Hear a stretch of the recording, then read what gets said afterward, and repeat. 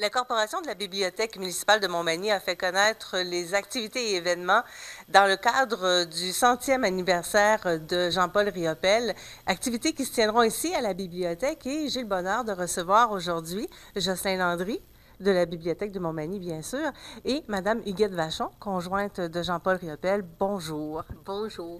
Pour vous, ça a été une grande année. Je vais revenir sur ça parce qu'il y a eu beaucoup d'annonces en l'honneur de Riopelle et vous êtes derrière toutes ces annonces.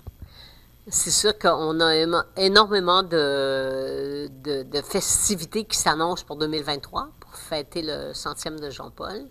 Moi, je suis davantage impliquée dans tout ce qui concerne autant la région de Montmagny ou l'île aux Grues. Donc, autant l'annonce de notre musée-atelier à l'île aux Grues, autant la nouvelle exposition qu'on va faire l'an prochain, en 2023, avec la Bibliothèque de Montmagny et le centre de conservation qui est super important, où on va remettre au centre de conservation des objets avec lesquels Jean-Paul a travaillé et tout ça. Donc, ça va être des prêts ou temporaires ou permanents, mais on veut que ce soit très vivant par rapport à tout ce qui va se passer sur Jean-Paul Riopelle en 2023. Pendant la conférence de presse, on vous a entendu rêver à voix haute tous deux. Et justement, sur ce centre de conservation, M. Landry, vous, comment vous voyez ça, ce centre-là? Bien, je crois que les gens de Montmagny ont un devoir de mémoire à l'égard de Jean-Paul Riopelle. Puis, tout ce qu'on pourra faire pour conserver des objets, il faut s'imaginer 30 ans plus tard. Dans 30 ans d'ici, exemple, est-ce qu'on va avoir un regard en lien avec Riopelle qui, comment je pourrais dire, nous, dans la région, la chasse à la sauvagine, le canot à glace, ça fait partie de notre tradition. Est-ce qu'il n'y aurait pas moyen de mettre ça en valeur dans notre collection? Donc, on se dit, est-ce que des objets ayant appartenu à Riopelle ou des objets signifiants par rapport à l'œuvre de Riopelle ne pourraient pas être mis en valeur? C'est ce qu'on veut conserver à la bibliothèque. Notre rôle, on est une bibliothèque, on prête des livres, mais on a aussi un devoir de conservation. Puis, il manque ici à la bibliothèque un centre de conservation qui va nous permettre de protéger adéquatement les œuvres, mais aussi en faire l'interprétation correcte par rapport à l'histoire de Riopelle dans la région. Riopelle a choisi chez nous, donc on a un devoir de mémoire, si on peut dire. Monsieur Riopelle est un grand amateur de chasse, entre autres. Il aimait chaque année venir, même quand il était en Europe, revenir au Québec. Et est-ce qu'il pratiquait la chasse aussi du côté de l'île aux Grues? En fait, moi, je n'ai pas connu Jean-Paul chasseur. J'ai connu Jean-Paul pêcheur. Ah. Mais par contre, j'ai connu Jean-Paul qui avait tout un intérêt. Je l'ai connu en 86. On est revenu à l'île aux Oies qu'en 90. Alors là, il m'avait tout annoncé ce qui se passait, l'arrivée des oies, les oies qui arrivent comme une espèce de tourbillon au sol et tout ça. Il m'avait raconté toute l'arrivée des oies, il la connaissait par cœur. Mais c'est parce que Jean-Paul avait tellement peint d'oies depuis le début qui était... Jean-Paul a été quand même propriétaire à l'île aux Oies depuis 1969. Alors, il y a eu son atelier privé en 1990. Quand moi, j'ai connu Jean-Paul, on est arrivé à l'île aux Oies et Jean-Paul avait son atelier. Alors, Jean-Paul a commencé à produire. C'est là qu'il a fait toute la série des portes en 90-91. Après ça, Jean-Paul a fait Rosa Luxembourg. Ça a été son grand lieu d'inspiration. C'est un bonheur qui est arrivé parce que quand il était dans une maison commune, Jean-Paul n'avait pas la latitude qu'il a eue dans cette maison privée. Puis la preuve, c'est Rosa Luxembourg qui a été vraiment la grande chose de sa vie. Je pense que son testament qu'il a fait là a été vraiment marquant. Et puis ça l'a fait comme un point final à sa vie à l'île aux Oies, à sa vie un peu de sauvage, à sa vie d'artiste? Sa vie de gens qui vivaient en dehors de la société.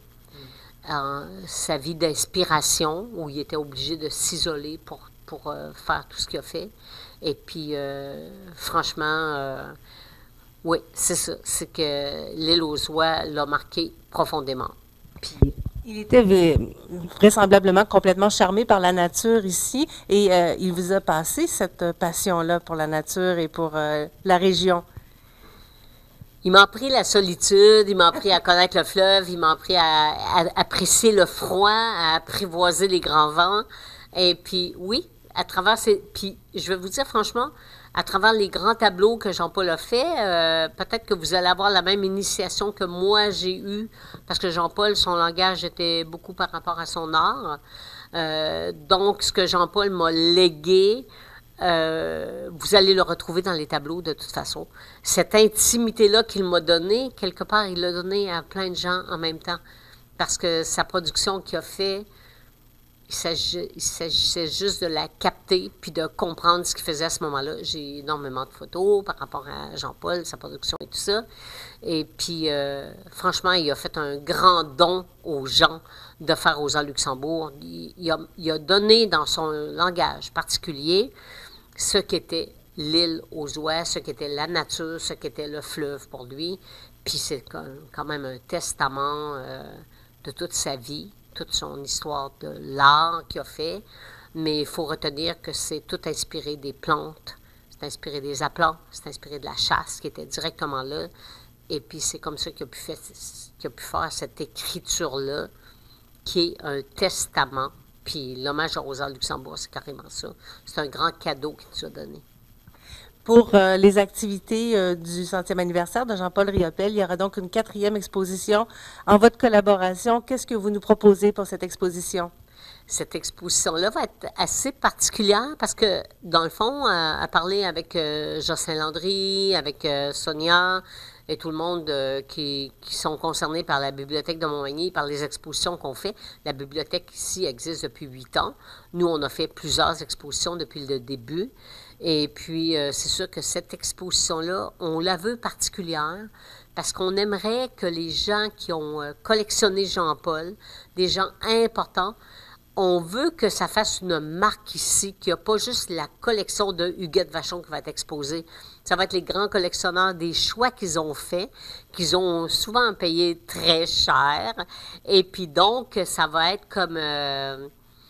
c'est un hommage à Jean-Paul qui va être différent, parce que les collectionneurs qui font des choix par rapport à l'œuvre de Jean-Paul, ça va être fantastique, parce qu'il va y avoir des tableaux de ma collection, mais il va y avoir des tableaux de grands collectionneurs du Québec.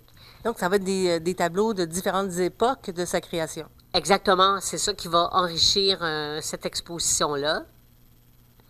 Et on est très fiers de ça, puis c'est sûr que, ouais, ça va être très enrichi par rapport aux expositions passées, parce que normalement, je fais mon choix à travers ma collection qui, quand même, je remercie le ciel, je remercie Jean-Paul, j'ai quand même une très belle collection personnelle, mais il va y avoir, souvent il y a des trous dans une collection, c'est pas si évident que ça, tandis que là, on va pouvoir faire un genre de rétrospective, on va réussir à montrer.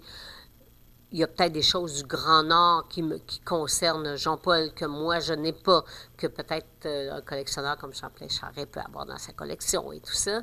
Donc, ça va être fantastique. Puis, on va voir tous ces gens-là autour de nous. Ça va nous donner énormément d'énergie. C'est magnifique d'entendre l'historienne de l'art et l'amoureuse à la fois. Jocelyn Landry, il y a d'autres choses qui vont être annoncé très, très bientôt. Donc, c'est vraiment une grosse année là, pour la Bibliothèque de Montmagny aussi. Alors, la bibliothèque, depuis son ouverture, il y a 8 ans, elle a un plan d'action, elle a une mission, elle a une vision. Puis elle veut avoir, entre autres, un lien avec les jeunes, les adolescents. Et à la bibliothèque, si on est capable de monter des programmes éducatifs scolaires pour rejoindre les jeunes, au lieu de les envoyer au village des sports, enfin, on va avoir quelque chose à leur offrir à Montmagny. Donc, on souhaite qu'ils puissent être fiers de l'identité culturelle de Montmagny, le canot à glace, la chasse à la sauvagine.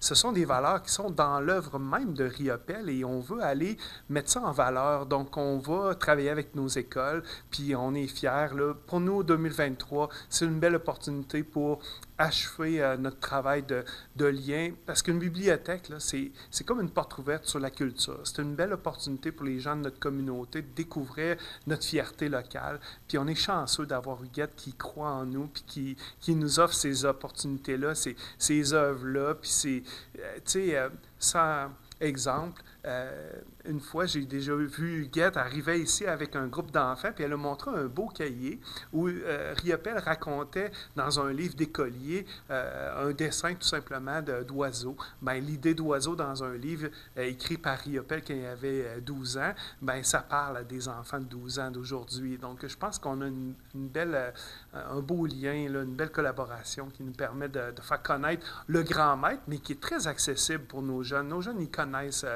L'art visuel est finalement plus accessible qu'on pense. Vous travaillez aussi avec le tourisme.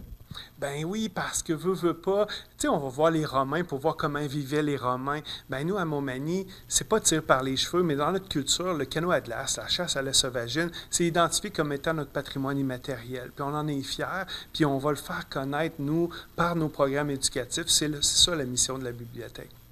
Alors, on vous souhaite une belle année 2023, un beau 100e anniversaire de Jean-Paul Riopelle. C'était Jocelyn Landry, directeur de la Bibliothèque de Montmagny, et Madame Huguette Vachon, conjointe de Jean-Paul Riopelle. Merci beaucoup pour ce moment. Merci beaucoup. Merci.